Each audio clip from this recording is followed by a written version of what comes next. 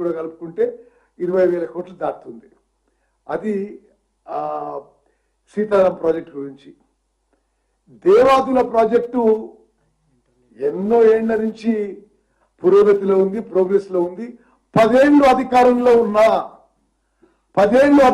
ఉన్నా వీరు తెలుగుదేశంలో ఉన్నప్పుడు చంద్రబాబు నాయుడు శంకుస్థాపన చేసిన Devadula project central government funded project. అది 10 ఏళ్లలో కూడా దేవాదుల ప్రాజెక్టు పూర్తి చేయలే, పూర్తి ఆయకట్టు ఇవ్వలే.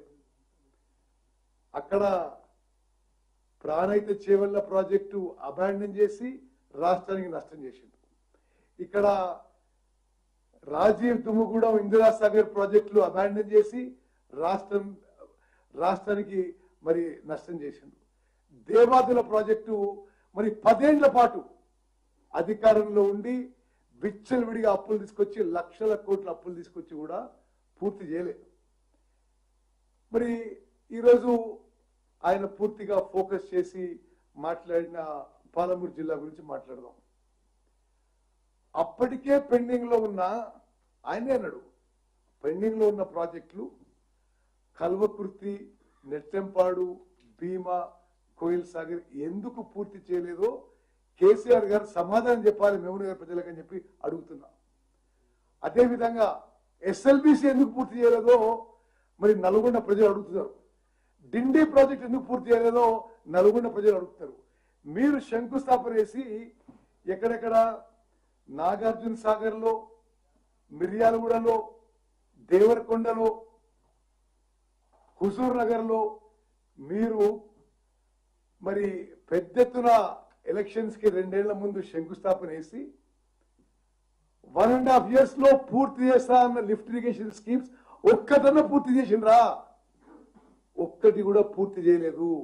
మేము ఆ పనులు టేకప్ చేసి ఇప్పుడు పూర్తి చేసే పనిలో ఉన్నాము.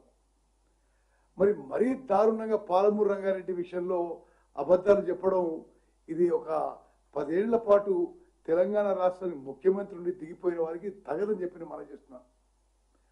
పాలమూరు రంగారెడ్డి ప్రాజెక్టులో కేసీఆర్ గారు ఒక్క ఎకరం ఉన్న ఆయకట్టు ఇచ్చిందా? మీరు ఇవ్వలే. 27,000 కోట్లు ఖర్చు పెట్టి ఒక్క ఎకరం ఆయకట్టు ఇవ్వలే. సీతారామ ప్రాజెక్టుకి 8,500 కోట్లు ఖర్చు పెట్టి ఒక్క ఎకరం ఆయకట్టు ఇవ్వలే. కాళేశ్వరం ప్రాజెక్టు 1,00,000 కోట్లతో కట్టి బ్యారేజీలు కూలిపోయినాయి. మరి ఇది మీది ఇరిగేషన్ లో మీ స్టోరీ అంటే అది. ఆయనే ఆ పదం వాడు స్టోరీ అని. మరి పాలమూరు రంగారెడ్డి ప్రాజెక్టు గురించి ఇంకొన్ని విషయాలు చెప్పాలి. పాలమూరు రంగారెడ్డి ప్రాజెక్టు గతంలోనే కాంగ్రెస్ పార్టీ అధికారంలో ఉన్నప్పుడే 90 టీఎంసీలకి జీవో ఇవ్వడం జరిగింది. ఆ తర్వాత జూరాల ప్రాజెక్టు కూడా కాంగ్రెస్ అధికారంలో ఉన్నప్పుడే జీవో ఇవ్వడం జరిగింది. ఏమిటి అలా 45 టీఎంసీలు మేము తగ్గించి ఉపయోగించినమాట. మేమేదో కేంద్రానికి ఒప్పుకున్నామట, కేంద్రం ఏదో అని చేసినట్ట. మేము కేసీఆర్ గారు ఇటువంటి పచ్చి అబద్ధాలు మీరు మాట్లాడడం ఇది సరైనది కాదు.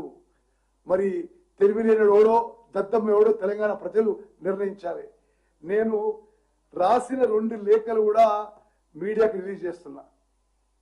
వాళ్ళు ఏ విధంగానైతే జీవో ఇచ్చిండ్రో వాళ్ళు ఉన్నప్పుడు 45 టీఎంసీలు ఫస్ట్ ఫేజ్ గా savings in minor irrigation first phase గా ఆమోదం. మరి అదేవిధంగా మరో 45 టీఎంసీలు గోదావరి వాటర్ డైవర్షన్ విషయంలో మరో 45 టీఎంసీలు 90 టీఎంసీల కోసం మేము ఎప్పుడు కూడా కేంద్రంతో కొట్లాడినాం. మీకంటే కృష్ణా నదీ జలాలు రక్షించుకోవడంలో మేము చాలా సమర్థవంతంగా ముందుకు పోయని చెప్పి మనం చేస్తున్నాం. అది ఇరిగేషన్ మినిస్టరు ఇలా లెటర్ రాసిన చెప్పిండు. మరి ఆయన చదివిండో ఇంకో చదువుతారు. కానీ ఇందులో స్పష్టంగా 45 టీఎంసీ మీరు మైనర్ ఇరిగేషన్ లో సేవింగ్స్ లో ఇవ్వండి, మరో 45 టీఎంసీ మీరు గోదావరి వాటర్ డైవర్స్ ఇవ్వండి మరి అని చెప్పడం.